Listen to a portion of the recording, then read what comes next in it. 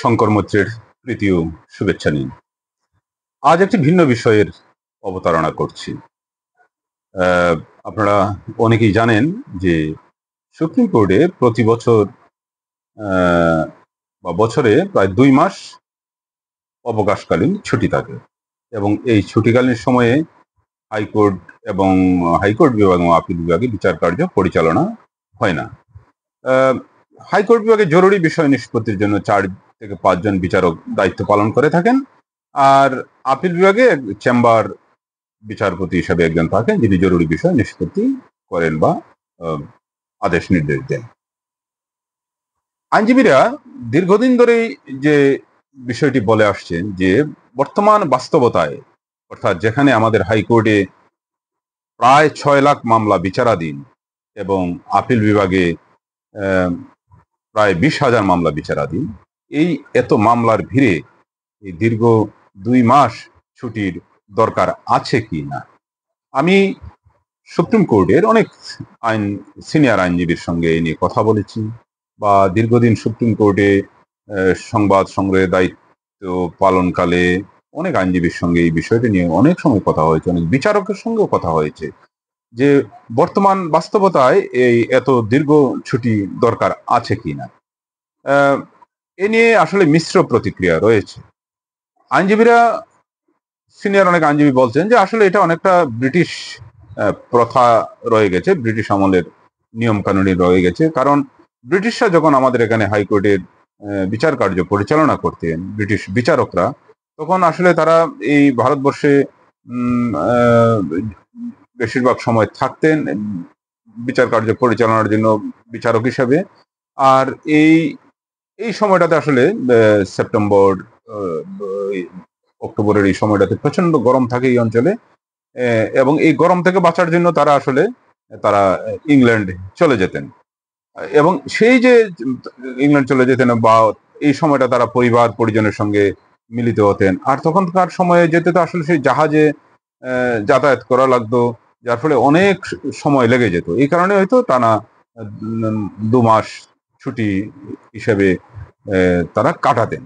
কিন্তু বর্তমান বাস্তবতায় এটার দরকার আছে কিনা, আমি এ নিয়ে সিনিয়র আইনজীবী বা অনেক বিচারকের সঙ্গে আমি কথা বলেছি। তাদের একটা অংশের মতামত হচ্ছে যে হ্যাঁ, দরকার রয়েছে। কি কারণে? কারণ হচ্ছে যে বিচারকরা যে মানসিক বুদ্ধিবৃত্তিক পরিশ্রম করেন বিচার কার্য পরিচালনা করতে গিয়ে, সেই সকাল 10টা থেকে বিকাল 4টা পর্যন্ত, মাঝখানে হয়তো মধ্যাহ্ন বিরতি ছাড়া টানা তাদের মামলার বিচার কার্য পরিচালনা করতে হয়, শুনানি গ্রহণ করতে হয়। একের নানা ধরনের মামলায় এক একজন আইনজীবী এক একটা বিষয় নিয়ে আসেন। এই যার ফলে তাদের একটা মানসিক শ্রম বা প্রচুর মানসিক পরিশ্রম করতে হয়। তারপর এই বিচারের যে রায়, আদেশ নির্দেশ দেওয়ার পর এগুলো আবার লিখতে হয়। এবং আপনারা নিশ্চয়ই জানেন যে হাইকোর্ট এবং আপিল বিভাগের এক একটা রায় কিন্তু বিশাল বড়। হাইকোর্টের এক একটা রায় শতাধিক পৃষ্ঠা তো হয়, অনেক সময় 400, 500, 1000 পৃষ্ঠা পর্যন্ত এক একটা রায় হয়, এবং এক একটা রায় মানে এক একটা ইতিহাস। বিচারকরা খুবই পণ্ডিত, অবশ্যই আইনের জগতে তারা অনেক কিছু, একটা রায় লিখতে গিয়ে অনেক বিষয় বিবেচনা করেন এবং দীর্ঘ সময় প্রচুর পড়াশোনা করতে হয়, তাদের লাইব্রেরি ওয়ার্ক করতে হয়। সেই যে নির্ধারিত সময় বিচার কার্য পরিচালনা করার পরে রায় লিখতে গেলেও তাদের অনেক সময়ের দরকার। আর এই সময়টা তারা আসলে কখন পান? তারা হয়তো বিচার কার্য পরিচালনা করে আদালত থেকে তারা বাসায় যান, তারপরে তাদের একটা ব্যক্তিগত জীবনও রয়েছে। তো এর মাঝে এইসব রায় লেখা, খুঁটিনাটি আইনের, নিশ্চয়ই বুঝতে পারছেন যে আইনের বিষয় অনেক জটিল বিষয়।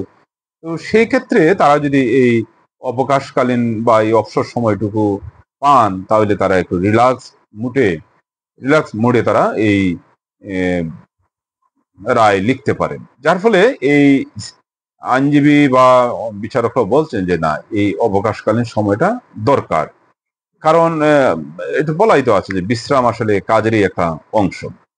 তো আবার এটার একটা বিরুদ্ধ মত রয়েছে। বিরুদ্ধ মতটা হলো যে যেহেতু আমাদের মামলার ভারে নুয়ে পড়েছে আমাদের আদালতগুলো, এবং দেখেন হাইকোর্টে 6 লাখ প্রায় 6 লাখ মামলা বিচারাধীন, এবং বিচারকের সংখ্যা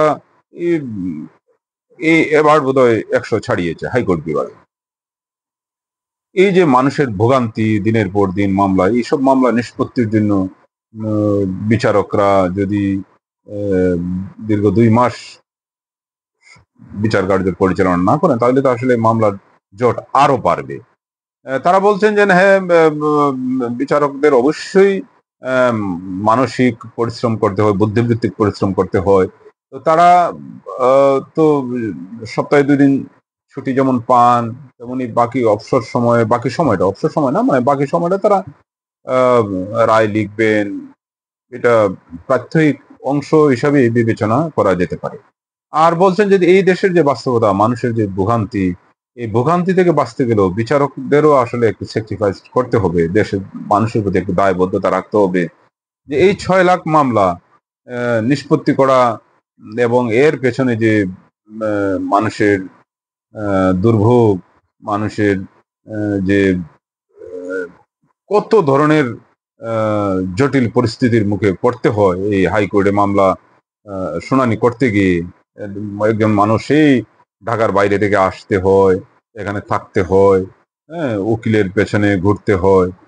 এইসব বিষয়ে যে মামলাগুলো যদি আসলে দ্রুত নিষ্পত্তি হয়, তাহলে মানুষ অনেক ক্ষেত্রেই দুর্ভোগ থেকে মুক্তি পাবেন, এবং বিচারকরা যদি আসলে এই ছুটিটা টানা 2 মাস না নিয়ে আর একটু কমিয়ে আনেন, এবং অথবা হাইকোর্টকে যদি এইভাবে, যেমন এখন ধরেন হাইকোর্ট এই এই 4 থেকে 5 জন বিচারক বা বেঞ্চ কর্মরত রয়েছেন, এবং গত 7 সেপ্টেম্বর থেকে অবকাশকালীন ছুটি শুরু হয়েছে, এবং আগামী 16 অক্টোবর পর্যন্ত এই আদালতের বিচার কার্যক্রম বন্ধ থাকবে। তো এই সময়টা অনেক আইনজীবী বলছেন যে এটাকে অন্যভাবে ভাগ করা যায়, যেমন ধরেন 20টা বেঞ্চ, হাইকোর্টে 20টা বেঞ্চ কার্যকর রাখলেন, ডিভিশন বেঞ্চ, সিঙ্গেল বেঞ্চ, 20টা বেঞ্চ কার্যকর রাখলেন। এখন যে 4-5টা বেঞ্চ আছে, এটা আরো বাড়িয়ে দেওয়া যায়, এবং এখন যারা ছুটিতে যাবেন না, তাদেরকে পরবর্তীতে আবার অন্য সময় তাদেরকে ছুটি দিলেন। এইভাবে ভাগ ভাগ করে যদি হয় দেশের স্বার্থে, মানুষের স্বার্থে, তাহলে এটা অনেকটুকুই উপকৃত হবে দেশের মানুষ। ঠিক একইভাবে আপিল বিভাগের আপিল বেঞ্চ একটা কার্যকর রাখা দরকার, শুধু চেম্বার বেঞ্চ দিয়ে তো হচ্ছে না। তো আইনজীবীরা আসলে বলছেন যে রাষ্ট্রের প্রতি, দেশের মানুষের প্রতি সবারই দায়বদ্ধ থাকা উচিত, সবাই মিলেই দেশটাকে গড়তে হবে। বিচারকরা, বিচার বিভাগ অবশ্যই এক্ষেত্রে অগ্রণী ভূমিকা পালন করবেন, মাননীয় বিচারকরা। এই যে মানুষের আসলে সবচেয়ে বেশি ভোগান্তিতে পড়ে এই মামলা মামলা ক্ষেত্রে, মামলা নিষ্পত্তি হয় না, দিনের পর দিন মামলা আদালতে বিচারাধীন থাকছে। তো সার্বিক বিষয়টা আইনজীবীরা বলছেন যে এটা আসলে পুনর্বিবেচনা করা উচিত। সেই ব্রিটিশ আমলের যে প্রথা রয়ে গেছে, এখন এই একবিংশ শতাব্দীতে এসে, বর্তমান সময়ে এসে, আর যখন সেই ডিজিটাল যুগ, আর্টিফিশিয়াল ইন্টেলিজেন্সের যুগ, এখন এখানে অনেক আদেশ নির্দেশ বা অনেক কিছুই আসলে দ্রুত করা সম্ভব। তো আমাদের বিচার বিভাগ যদি এই বিষয়টি বিবেচনা করেন, মনে হয় যে মানুষ অনেক দুর্ভোগ থেকেই রক্ষা পেতে পারে। আপনাদেরকে অসংখ্য ধন্যবাদ আমার সঙ্গে থাকার জন্য।